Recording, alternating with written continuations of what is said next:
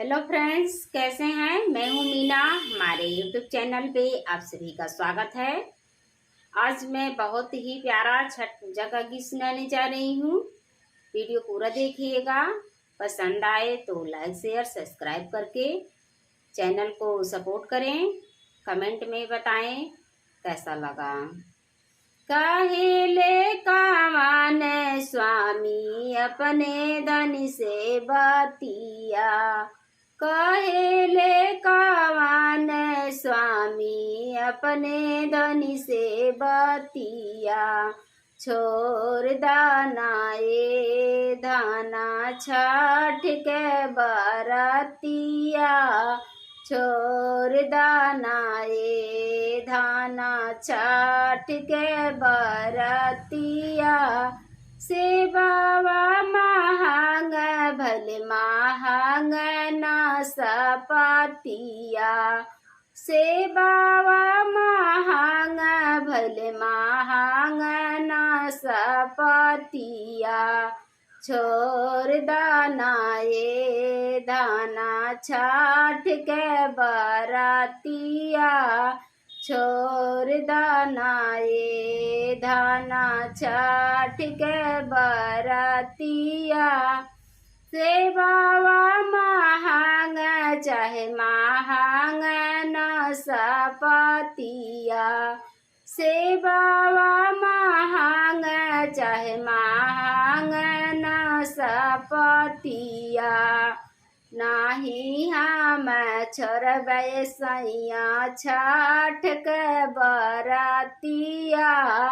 नाही हम छोड़बै सैया छठ के बरतिया। साड़िया महंग भल महंग भैल चूड़िया। साड़िया महंग भल महंग भैल चूड़िया। छोड़ दाना ये धाना छठ के बरतिया। छोड़ दाना ये दाना छठ के बरतिया। कहिले कावन स्वामी अपने धन से बतिया। कहिले कावन स्वामी अपने धन से बतिया।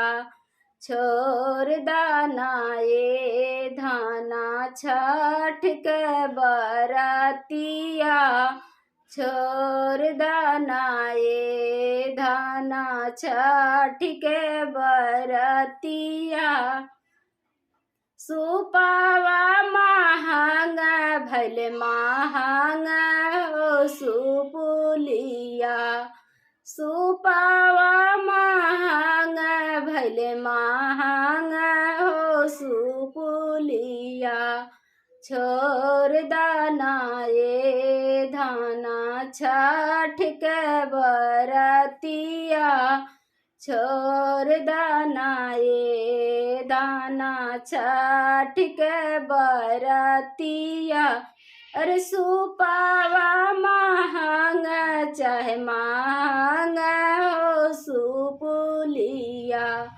सुपावा महंग चाहे महंग हो सुपुलिया। नाही हम छोड़बै सैया छठ के बरतिया। नाही हम छोड़बै सैया छठ के बरतिया। कहिले कावन स्वामी अपने धन से बतिया। कहिले कावन स्वामी अपने धन से बतिया। छोड़ दाना ये धाना छठ के बरतिया। छोड़ दाना ये धाना छठ के बरतिया। छोड़ दनाए धाना छठ के बरतिया